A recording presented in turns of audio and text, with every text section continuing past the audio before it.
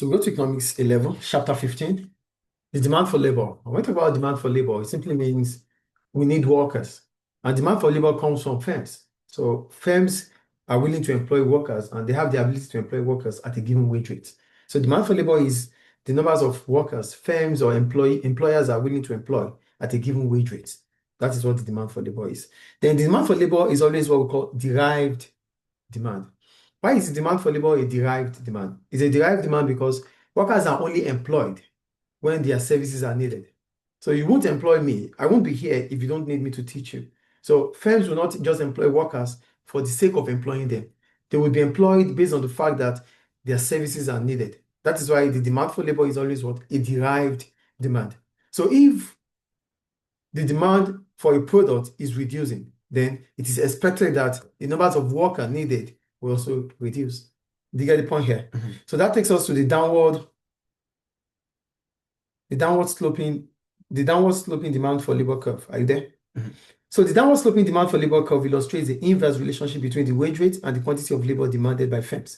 As wage rate increases, the quantity of labor demanded by firms reduces, and vice versa. So what we're saying is this: since the demand for labor is a derived demand, so if wage rate also increase, so the first factor that affects the demand for labor is the wage rate. So if the wage rate increases, the demand for labor would fall. Why? Because wage rate is part of the cost of production for firms. So firms would not want to incur more cost. So they would demand for less workers. And if the wage rate is falling, the demand for labor would rise. So that is why there's always an inverse relationship between wage rate and the demand for labor. I think the point is clear. So look at this graph here. This is a graphical representation of wage rate and demand. So as wage rate increases from this point up here, the demand for labor reduces. So a fall in wage rate increases the demand for labor. An increase in wage rate reduces the demand for labor. I think it's clear. Okay. So the higher the wage rate, the lower the demand for labor.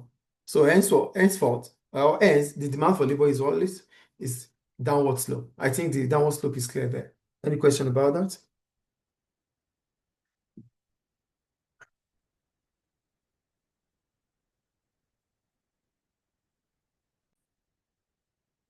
Go to the short-run demand for labor. So in the short run, we know in the short run there's always going to be one factor input that is fixed.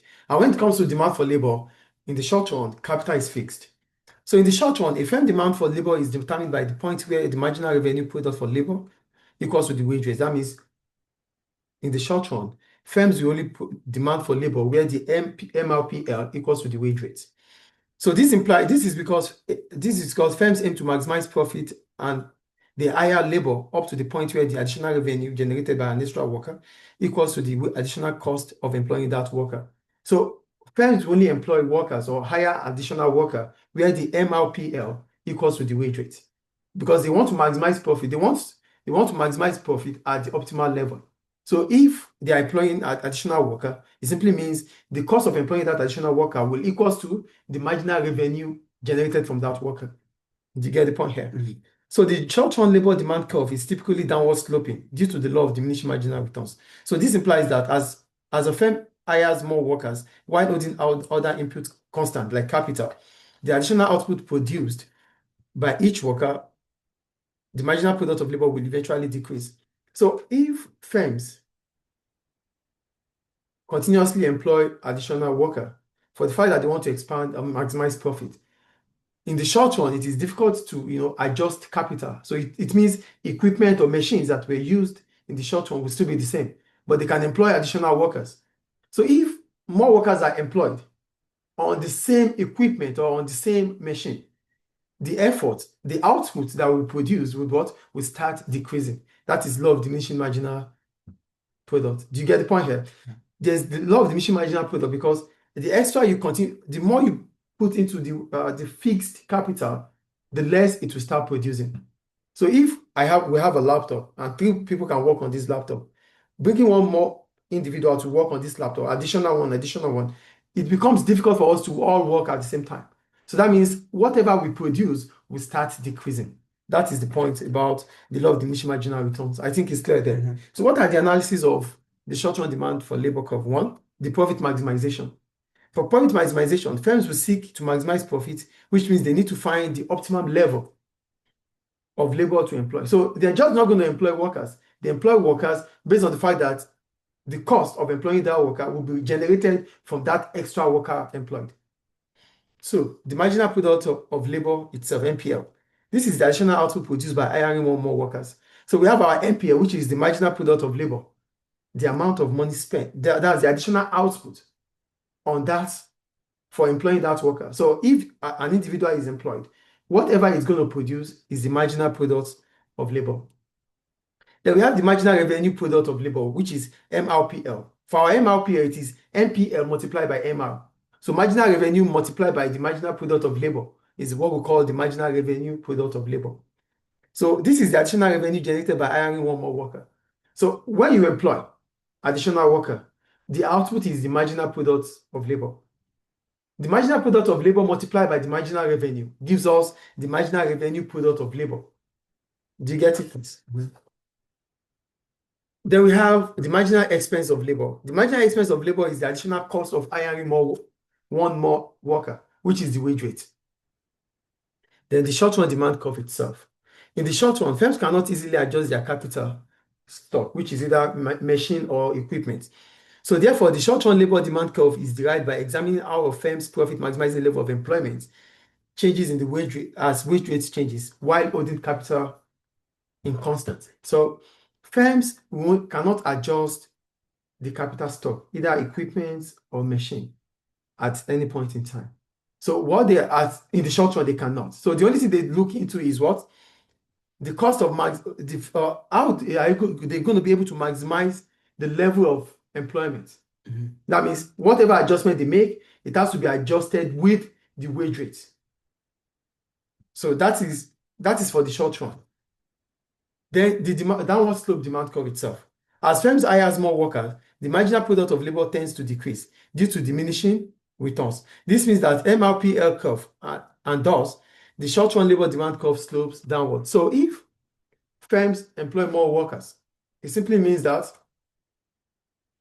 because there's no way we can adjust equipment, there's no way we can adjust capital. So whichever worker we employ, in the long run, within the short period of time, they won't be able to be effective as they are supposed to be. Because one worker or 10 workers using one equipment is not going to be effective as 6 workers using the same equipment. So the more the workers you have using the same equipment, the less they will produce. And that is what the law is about here. So that's why it is downward slope. And the last one is the factor affecting demand itself. The demand for labor can shift due to changes in the price of, there's movement in the demand curve, which is either based on the fact that the wage rate can increase. An increase in wage rate or decrease in wage rate will bring about movement along the demand curve for labor. But other factors will shift the demand curve for labor, either to the right or to the left. Those factors are one, the productivity of labor, the availability of substitute like maybe equipment or capital. So these ones will shift the demand for labor curve rightward. Any question about that? Good. So that ends downward sloping short-run demand for labor and demand for labor. So we have you have activity 1 and 2 there, please. Recording in progress.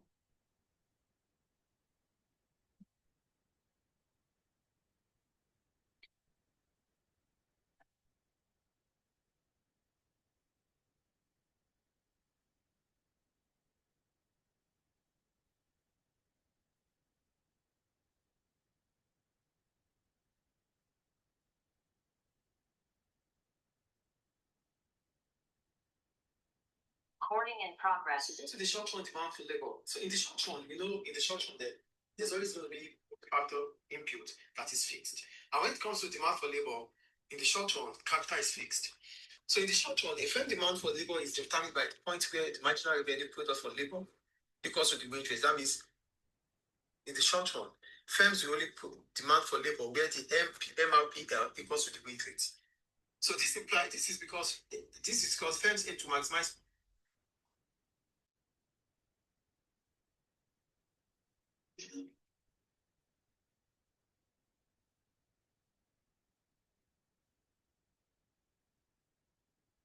physical product per week. So